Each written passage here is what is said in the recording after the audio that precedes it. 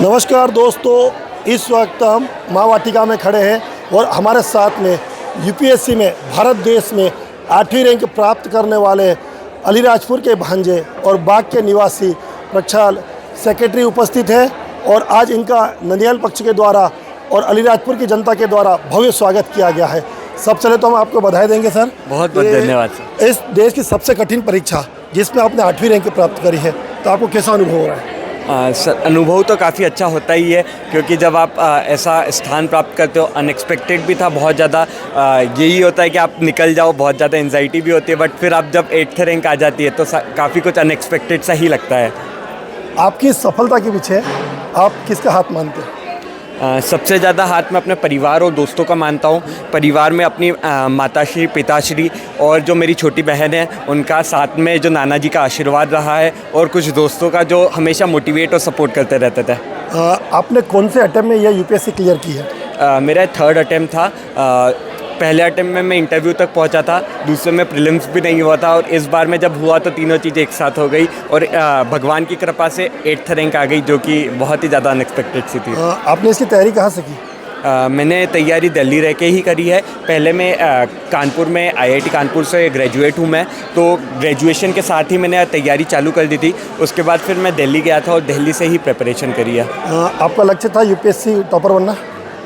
Topper बनना तो किसी का भी लक्ष्य नहीं होता है, बस यही था कि नाना जी का सपना था कि मैं अधिकारी बनूं, तो उनके सपने को लेकर चला था। मेहनत करी, अपने हाथ में सिर्फ मेहनत करना होता है, तो मैंने वो करने की कोशिश करी और फिर भगवान की कृपा थी, नाना जी का आशीर्वाद था और सबकी जो सहयोग था उसके कारण ये रैंक आ गई है।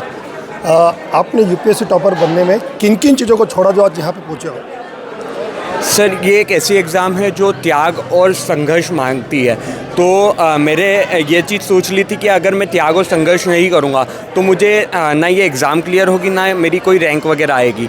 तो इसके लिए मैंने 3-4 चीज़ों का त्याग बिल्कुल से करा था। मैंने अपना जो मोबाइल फ़ोन होता है, मेरे पास स्मार्टफोन था IIT कानपुर में, मैंने उसका त्याग कर दिया था और उसकी जगह पे जो छोटा सा डब्बा आता है इंटेक्स का मेरे पास फ़ोन था, तो मैं मोबाइल का त्याग कर दिया था। सोशल मीडिया पिछले 2 साल से देखोगे तो मैंने पूरे 2 साल से सोशल मीडिया को यूज़ ही नहीं किया था, तो वो भी एक त्याग था।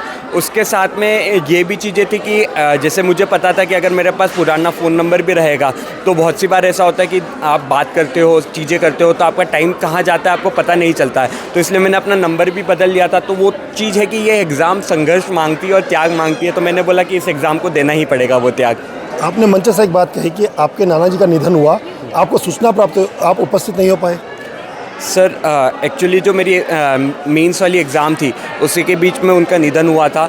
उन्हीं का सपना था और इसीलिए मामा वगैरह सब ने भी यही बोला कि तू उनका सपना पूरा करेगा तो उनको ज़्यादा खुशी होगी, और वो मैं प्रोग्राम अटेंड नहीं कर पाया। उसका जो दुख है वो मुझे आज तक भी रहता है कि नाना जी की अंतिम यात्रा तक में मैं नहीं आ पाया, और यही संघर्ष जो मैं बोल रहा था, यही संघर्ष ये एग्ज़ाम मांगती है।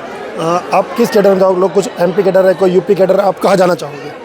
सर, वो तो लिस्ट पे डिपेंड करता है कि क्या आता है, बट मेरी प्रेफरेंस राजस्थान की है। बाकी जो मतलब लिस्ट आती है उसमें देखना पड़ेगा। कह सकते हैं कि MP का लाल राजस्थान में सेवा देगा? हाँ, काफ़ी हद तक कह सकते हैं। जो यूपीएससी के नए लाखों लोग युवा तैयारी कर रहे हैं, आप उनको क्या संदेश दोगे? उनको मेरे 3 संदेश होंगे। पहला संदेश तो यही है कि संघर्ष करते रहो, मेहनत करते रहो। जैसे मैं खुद आपको बता रहा हूँ कि ये एग्ज़ाम जो है जो त्याग मांगती है, आपका सेक्रीफाइस भी मांगती है, तो आपको मेहनत करते रहना पड़ेगा, सेक्रीफाइस देना पड़ेगा, तभी ये एग्ज़ाम आपका निकलेगा। तो पहली तो वही रहेगी। दूसरा, एस्पिरेंट्स को मैं यही कहना चाहता हूँ कि आज जो हम रह रहे हैं, AI के युग में रह रहे हैं और इन्फॉर्मेशन ओवरलोड में रह रहे हैं, तो आपको यही एडवाइस है कि आपके जो सोर्सेज है उनको लिमिटेड रखो। ज़्यादा अपने को सोर्सेज बढ़ाने के चक्कर में हम कंसोलिडेट और रिवीजन नहीं कर पाए, उस चीज़ से हमें बचना है। तो that would be my second advice to them. UPSC exam बहुत टफ एग्ज़ाम होती है, इसकी तैयारी में कई ऐसे तनाव आते हैं, उस समय कई लोग हार मान जाते हैं, तो ऐसे युवाओं को संदेश? सर, मेरे खुद के साथ एक सेम चीज़ हो चुकी थी। जब मैंने अपना दूसरा अटेम्प्ट दिया तो जो पहली स्टेज होती है प्रीलिम्स, उसमें भी मेरा नहीं हुआ, तो मैं वो मानता हूँ कि वो एक बहुत लो फेज़ था। बट उस फेज़ में भी मैंने 2-3 चीज़ों का ध्यान रखा। एक तो जो सेल्फ टाइम होता है, आपको वो सेल्फ टाइम देना पड़ेगा आपकी मेंटल हेल्थ, इमोशनल स्टेबिलिटी के लिए। आप आधा घंटा मेडिटेशन करते हो, योगा करते हो, अपना खेलकूद करते हो, वो आपको अगले 2-3 दिन के लिए तैयार करेगा। तो वो एक मैं एस्पिरेंट्स को कहना चाहूँगा कि जब भी आप डिमोटिवेटेड और डाउन फील कर रहे हो तो एक तो अपने लिए सेल्फ टाइम निकालो, और दूसरा जो फैमिली और फ्रेंड्स है उनसे बात करने की कोशिश करो, क्योंकि वही आपका सपोर्ट स्ट्रक्चर है और वही आपको सपोर्ट देंगे कि आप ऐसे फेज़ में भी ऊपर जा सको। इस सफलता के बाद आप समाज में सबसे बड़ा बदलाव क्या लाओगे? सर मैंने वही था, मेरा प्रेरणा भी वही थी कि मुझे 2 एरियाज़ में काम करना है। एक तो सिंस मैं ट्राइबल इलाके से आता हूँ, तो tribal development is one thing जिसके लिए मुझे काम करना है, और दूसरा वुमेन एम्पावरमेंट है। तो इन 2 एरियाज़ में मेरा काम करने का बहुत मन है। आज के युवाओं को सबसे बड़ा सफलता का मंत्र क्या दोगे आप? मेरा मंत्र तो सिंपल सा है, मेहनत करो। I have read a quote कि मेहनत करने वाले से आप टैलेंट को भी पीछे कर सकते हो। लाइक द कोट इज़ कि hard work beats talent if talent doesn't work hard. तो इसीलिए मेहनत करते रहो, हार्ड वर्क करते रहो, डिसिप्लिन में रहो, यही सफलता की कुंजी है। एक लास्ट सवाल है कि आपने ऑल इंडिया में 8वीं रैंक प्राप्त की है, एक ट्राइबल क्षेत्र से आते हो और ट्राइबल क्षेत्र में 8वीं रैंक प्राप्त करना बहुत बड़ी उपलब्धि है। तो इस उपलब्धि को 8वीं रैंक पे आने के लिए आपने क्या क्या संघर्ष किए? सर संघर्ष तो वही सब है कि पढ़ाई करनी ही पड़ती है आपको, और बाकी सब चीज़ों से दूर भी होना पड़ता है। मेरा बहुत से दिनों का जो शेड्यूल होता था वही यही होता था कि मैं सोता था, सो के उठता था, दिन भर सो के उठता था, दिन भर आप पढ़ाई कर रहे हो, सिर्फ खाना और नहाने जितना आप ब्रेक ले रहे हो, और बाकी दिन भर आपकी पढ़ाई ही पढ़ाई चलती जा रही है। तो वो संघर्ष तो आपके जीवन में होता ही है। और जैसे कि मैंने वो लाइन भी बोली थी कि जिनके जीवन में संघर्ष नहीं है वो बहुत अभागे हैं, और यही है कि संघर्ष ही आपके जीवन का रास्ता होता है, और आपको संघर्ष कभी ना कभी तो जीवन में करना ही पड़ेगा। तो इसीलिए मेरी युवाओं को यही संदेश है कि आप अभी ही संघर्ष कर लीजिए, जिससे आपका पूरा जीवन जो है वो सॉर्टेड हो।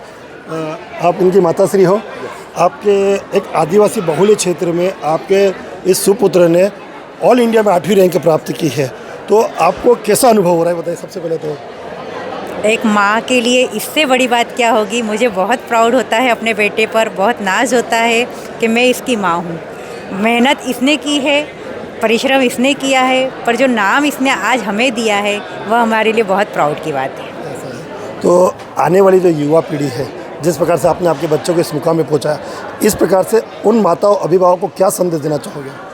मैं उन अभिभावकों को यही कहना चाहूँगी कि अपने बच्चे के जितने भी सपने हैं उसके लिए माँ सबसे बड़ा सपोर्ट होती है। आप उसकी बात सुने, उसके सपने को साथ करने के लिए उसे मोटिवेट करें, हमेशा उसे आगे बढ़ने की प्रेरणा दें। घर में, बिजनेस में उसे न लगाकर उसकी जो इच्छा है, मन की इच्छा है, जैसे मेरे बेटे का सपना बहुत बड़ा था, इसके सपोर्टर मैं और इसके पापा दोनों रहे। हमने कभी इसको बिजनेस नहीं करने दिया, हमने इसके सपनों को कभी ये नहीं बोला कि नहीं यार तू तेरे सपनों के लिए कोशिश मत कर। हमेशा उसे कोशिश करने दीजिए, सफलता उसके कदम जरूर चूमेगी। ये थे हमारे साथ में यूपीएससी ऑल इंडिया में 8वीं रैंक प्राप्त करने वाले बाग निवासी अलीराजपुर के भांजे प्रक्षाल सेक्रेटरी, जिन्होंने बताया किस प्रकार से उन्होंने ये 8वीं रैंक प्राप्त की, और आने वाले जो युवा पीढ़ी है यूपीएससी में जो लाखों लोग तैयारी कर रहे हैं उनको किस प्रकार से परीक्षा की तैयारी करना चाहिए उन्होंने विस्तृत में बताया। राकेश चौहान, अलीराजपुर।